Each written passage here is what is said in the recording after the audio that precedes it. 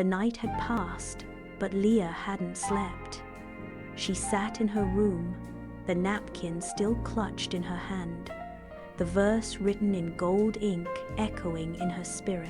Do not neglect to show hospitality to strangers, for by doing so, some have entertained angels without knowing it. Hebrews 13:2. She stared at it over and over. Her breath was slow, her heart not. Was it really possible? Later that morning, Leah entered the quiet church office. Pastor Elijah sat at his desk, eyes heavy, his Bible open but unread. His sermon notes were untouched. Leah placed the napkin gently on his desk. "I think we turned Jesus away last night," she whispered. He read the familiar words on the napkin. His lips tightened. The verse struck like a sword knot, for its beauty but for its truth. He remembered the man's face, the tired, kind eyes, the way his own voice had faltered when it mattered most. He had spoken of angels, but acted out of fear. That afternoon, Leah, Pastor Elijah, and Deacon Matt drove slowly through town, asking questions no one wanted to answer. They weren't just looking for a person, they were searching for redemption. At a small shelter on the east side of town, a woman named Sister Dolores greeted them. Her face lit up at the mention of the man. "You must be talking about Gabriel," she said. "He comes and goes, never asks for anything, just prays with folks." She led them to a bulletin board. Taped, there was a photograph of Gabriel kneeling in prayer beside two children.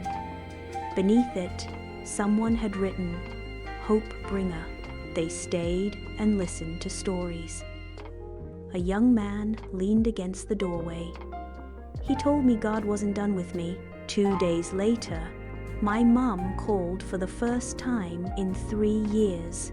A woman wiped tears from her face. "I was gonna take my life." He sat with me all night, sang hymns to me, until the sun came up. It became clear.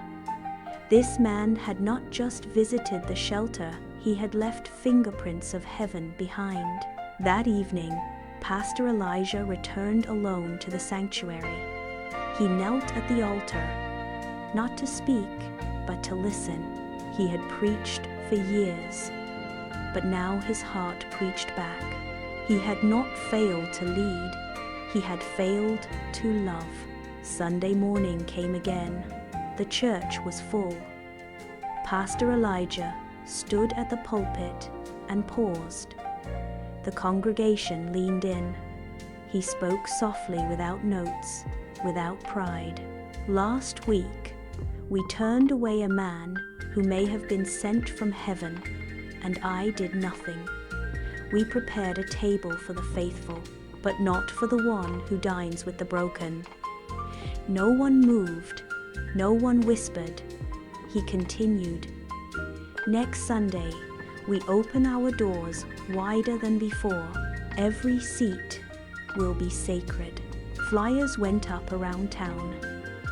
"Every seat is sacred. All are welcome. Sunday, 6 p.m. The second dinner arrived. But this time, it was different. People from the church came. People from the shelters came. Some came who had never stepped inside a church before. Each table had an extra empty, intentionally, and at each place, setting was a small folded card. Reserved for the one we will never overlook again. Later that night, Leah knelt in the sanctuary again, tears on her cheeks, hands folded.